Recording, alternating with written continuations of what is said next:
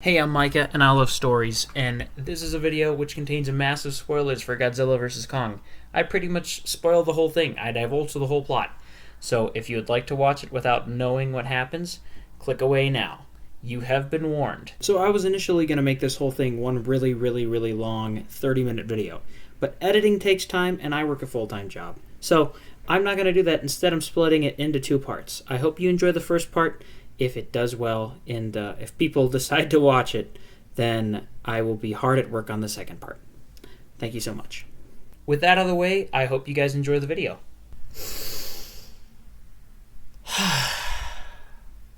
So, Godzilla vs. Kong was a movie and stuff.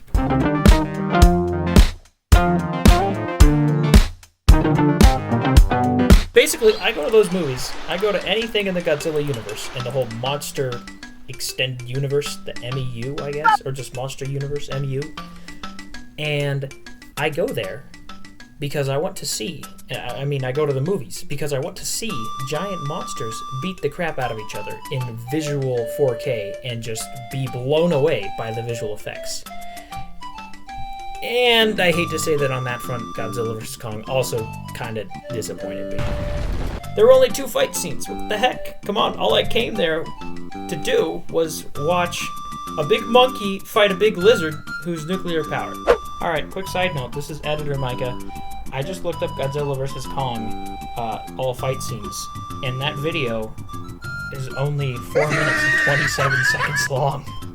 Why did I attend an hour and 53-minute movie for 4 minutes and 30 seconds? The movie kind of starts out with Kong being stuck on Skull Island, and somehow there's a bunch of other people there, and, he's, locked away. It also has this really weird intro scene where they kind of do, this bracket of forms where Kong beat, that one big lizard dude in his movie, and then Godzilla beat the other freaking 2 guys, and then plus Rodan and Ghidorah. So Godzilla beat a bunch of people, and then they kind of do the winners, grand finals of sorts, where it's just Godzilla versus Kong.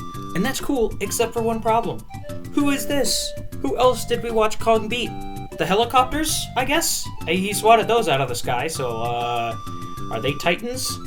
It just seems like the director really didn't think about that, and was just like, oh man, it'll be like a bracket, it'll be so cool. And then the intern was like, sir, we only saw Kong fight one dude, and he's like, that's fine, everyone will gloss over it. Well, not me, Adam. Not me. But let's get into the real reason we all went to see Godzilla vs. Kong. The characters! I'm not even going to try to dive into the character development, because there really was none. But all of the characters can be summed up by these stereotypes. Girl Power Jr., Bernie, Plot Device Girl, Science Boy, Mrs. Science Boy, Monkey, Sun Lizard, Bad Guy, Mrs. Bad Guy, and Robo Bad Guy Jr. That's about it. That sums up all of the characters that we're supposed to care about. Okay, quick side note. I could dive deeper into each character's lack of development, but I think that would be a waste of time because I didn't really go to see this movie expecting much out of the characters anyway. The focus of the movie is Godzilla vs. Kong, and not the adventures of Girl Power. Rest assured, however, knowing that, given this video does okay, I will be using my critical analysis on characters from other media. I plan to do that, and I think character is one of the most important aspects of any good story. Here's a bunch of random stuff that I didn't like. Basically, there's this company called something. I'm just going to call them something, and we're going to go with it. It was so forgettable that I don't even remember it. There's a company called something, and they have anti-gravity technology. I'm just going to let that sit with you, because that's you could change the course of humanity with that sort of technology. And they just have it. Just kind of lying around. Yeah, we also have this. I'm like, what do you mean? You also have that? That changes everything about the world. They also have this, there's a scene where Millie Bobby Brown and Bernie and the other dude all sneak into a crate that gets sent from Pensacola, Florida. And why the heck did they pick Pensacola? I don't know. Someone was just like, hey, Adam. And the director's like, yeah, what's up? He's like, hey, my favorite city in Florida is Pensacola. Can we just, set the movie there? And Adam's like, sure, why not? Let's just do it. And they did. Not that I'm mad about random picks, but seriously, Hong Kong makes sense. And Pensacola, Florida just feels like it's out of the blue. Okay, that aside, they have this tunnel that uses anti-gravity technology to transport shipping crates from Pensacola, Florida, all the way to Hong Kong. And it does it in, I don't know, 5 hours flat or something like that. It didn't seem like it was that long. I guess the characters took a nap, they fell asleep, and they transport stuff. And the other thing is that they have it lit up with LED rings. Why? Like, who's gonna be down there? Is anybody gonna be down there? Were you planning to send humans? Because it didn't seem like it. There weren't any places to sit or whatever. It was just sending cargo of eggs. And you find out later that these eggs are being hatched, and it's those crawlers from Skull Island, which I don't even know how they got their hands on those. But I guess they have a partnership with the other company. I'm going to call them the other company because I don't remember their names either. They have a partnership with the other company.